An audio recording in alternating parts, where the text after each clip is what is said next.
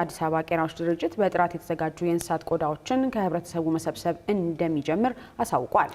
ድርጅቱ አክሎም ስጋ ቤቶችን ጨምሮ ለንግድ ቤቶችና ለግለሰቦች በሚሰጠው የእንስሳት እርድ አገልግሎት አማካኝነት የሚያገኘውን ቆዳ በጥራት በማዘጋጀት ለቆዳና ሌጦ ኢንዱስትሪዎች እያቀረበ መሆኑንም ተናግሯል።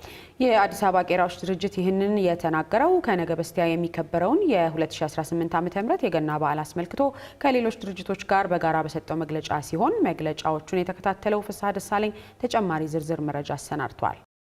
የአዲስ አበባ ቄራዎች ድርጅት እንዲሁም የአዲስ አበባ ከተማ ግብርናና የአዲስ አበባ ልኳንዳ አዘጋጆች ማህበር ከነገ በስቲያ የሚከበረውን የ2018 ዓ.ም የገና በዓል አስመልክተው በጋራ መግለጫ የሰጡ ሲሆን በቂ የእንስሳት አቅርቦት እንዲኖር ስለመደረጉ ገልጸዋል። ለዘንድሮ የገና በዓል ከ5000 በላይ ለሚሆኑ እንስሳት የእርድ አገልግሎት ለመስጠት መዘጋጀቱን የገለጸው የአዲስ አበባ ቄራዎች ድርጅት የእንስሳት ቆዳዎችን ከህብረተሰቡ መሰብሰብ እንደሚጀምር አሳውቋል። ተቋሙ አክሎም ስጋ ቤቶችን ጨምሮ ለንግድ ቤቶችና ለግለሰቦች በሚሰጠው የእንስሳት እርድ አገልግሎት አማካኝነት የሚያገኘውን ቆዳ በጥራት በማዘጋጀት ለቆዳና ሌጦ ኢንዱስትሪዎች እያቀረበ መሆኑን ጠቁመዋል።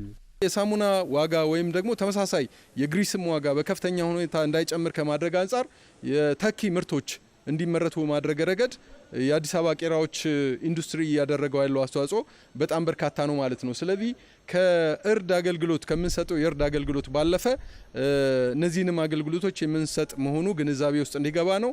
በሌላ በኩል እንግዲህ በቀጣይ ከሚቀጥለው ጊዜ ጀምሮ የቆዳ ምርትን ከማህበረሰቡ በቀጥታ ለመግዛት የሚያስችል ፕሮጀክት ጀምረናል ማለት ነው።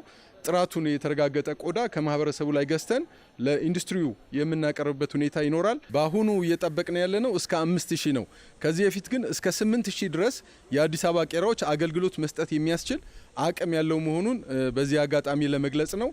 ስለዚህ ግለሰቦችን ቢመጡ ሌላም ደንበኞች በሚመጡበት ሁኔታ ላይ ለማስተናገድ ሙሉ ለሙሉ ዝግጆች መሆናችንን በዚህ አጋጣሚ ለማረጋገጥ ነው። ዋና ስራ አስፈጻሚው አክለውም በበዓሉ ዕለት የተሽከርካሪ እጥረት እንዳይፈጠር የድርጅቱ ተሽከርካሪዎችን ጨምሮ የግል ተሽከርካሪዎችን በመጠቀም የተሳለጠ የስጋ አቅርቦት እንዲኖር ለማስቻል ሁሉም የድርጅቱ አመራሮችና ሰራተኞች በበዓሉ ዕለት በስራ ላይ እንደሚያሳልፉ ጠቁመዋል።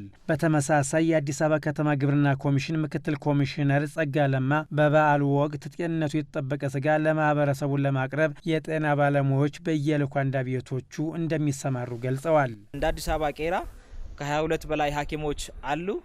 እዚህ የሚገቡ ለእርድ የሚቀርቡ እንስሳቶችን ወደ እርድ ክፍል ከመሄዳቸው በፊት በቁመና እያሉ የቅድመ እርድ ምርመራ ያከናውናል። በዚህ ሂደት ውስጥ ምናልባት የጤና እክል በአይን ደረጃ ሊለይ የሚችል እክል ያለባቸውን ወደ እርባታ ቢመለሱ ለእርባታው ዘርፍ አቅም የሚሆኑ እንስት እንስሳትንም ጭምር እንዲሁም ደግሞ በእርግዝና ምርመራ ሂደት ውስጥ ቀብድ የሆኑ ወይም ደግሞ እርጉዝ የሆኑ እንስሳቶችን ወደ እርድ ክፍል እንዳይሄዱ ከመመለስ ጀምሮ ከታረደ በኋላ ደግሞ የተለያዩ ብልቶችን በላብራቶሪ የታገዘ የስጋ ምርመራ አገልግሎት ይሰራል ማለት ነው። ምክትል ኮሚሽነሩ አክለውም በዓሉን ተገን በማድረግ በተለይም አንዳንድ ስጋ ቤቶችና ሌሎች የንግድ ድርጅቶች ህገወጥ የእንስሳት እርድ እንዳያከናውኑ ከአዲስ አበባ ንግድ ቢሮና ከደንብ ማስከበር ባለስልጣን ጋር በጋራ እንደሚሰራ አሳውቀዋል። እንስሳቱ ወደ እርድ ከመሄዳቸው አስቀድሞ በሃይማኖት አባቶች እንደሚባረኩ የገለጸው የአዲስ አበባ ቄራዎች ድርጅት እንስሳቱ ሳይባረኩ በማሽን ነው የእርድ ስነ ስርዓቱ የሚፈጸመው የሚለው መረጃ